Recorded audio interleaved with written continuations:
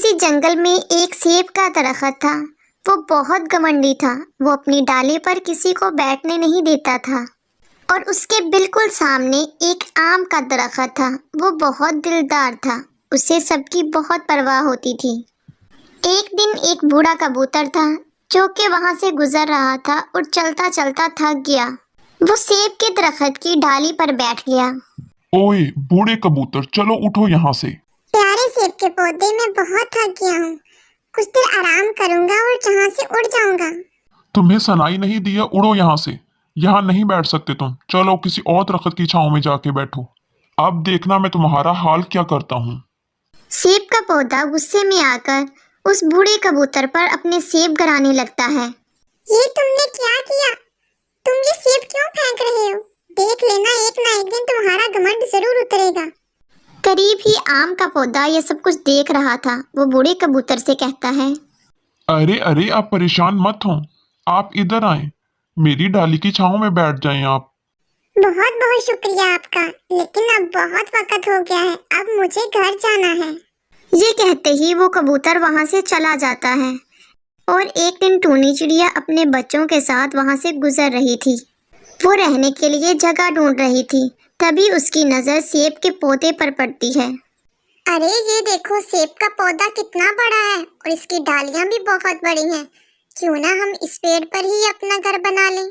हाँ हाँ ठीक है, हम सेब के पौधे से जाके पूछते हैं। सेब के पौधे, क्या हम यहाँ रह सकते हैं? हमें रहने के लिए कोई जगह नहीं मिल रही। क्या हम यहाँ अपना घर बना सकते हैं? टूनी चिड़िया सेब के दरख्त की बहुत मिन्नतें करती है, लेकिन वो एक बात नहीं मानता और उसे वहां से भेज देता है।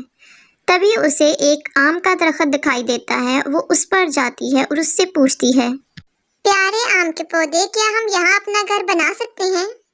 हाँ हाँ, क्यों नहीं। तुम यहाँ अपना घर बना सकती हो और आराम से रह सकती हो। टूनी चिड़िया आम के पौधे पर अपना घर बना लेती है और वहां रहने लगती है।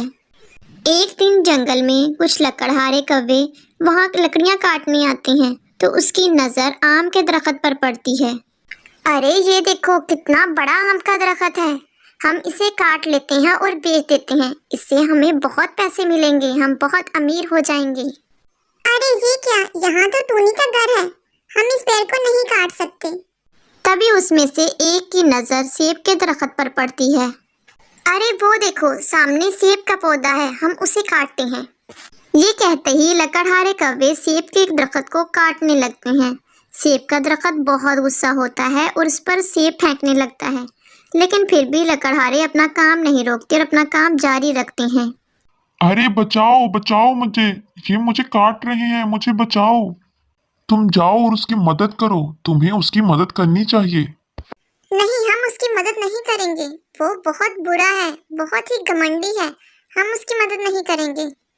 नहीं, तुम जाओ और उसकी मदद करो, वरना हमें और उसमें क्या फर्क रह जाएगा। अच्छा ठीक है, मैं जाती हूँ उसकी मदद करने। फिर टूनी चिड़िया सेब के दरख्त पर चली जाती है। अरे लकड़हारे, बस करो इसको काटना।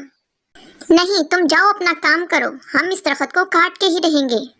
फिर टूनी चिड़िया गुस्सा होकर उन पर सेब बरसाने लगती है।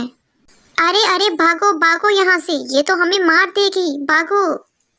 अरे शुक्रिया टूनी बहना, तुमने मेरी मदद की। मैंने तुम्हें यहाँ रहने नहीं दिया, लेकिन तुमने फिर भी मेरी मदद की। तुम अब यहाँ रह सकती हो और मेरे पोते से सेब खा सकती हो। अगर तुम्हें शुक्रिया अदा करना ही है तो आम के पौधे का शुक्रिया अदा करो। उसने ही हमें भेजा है, वरना हम तो तुम्हारी मदद करने को तैयार ही नहीं थे। तुम बहुत ही बुरे और घमंडी थे, इसलिए हम तुम्हारी मदद नहीं करना चाहते थे, लेकिन आम के पौधे ने हमें तुम्हारी मदद करने पर मजबूर कर दिया। फिर टूनी चिड़िया दोनों पौधों पर खुशी खुशी रहने लगती है। तो बच्चों, इस कहानी से हमें सबक मिलता है कि हमें कभी भी गरूर नहीं करना चाहिए और दूसरों की मदद करते रहना चाहिए।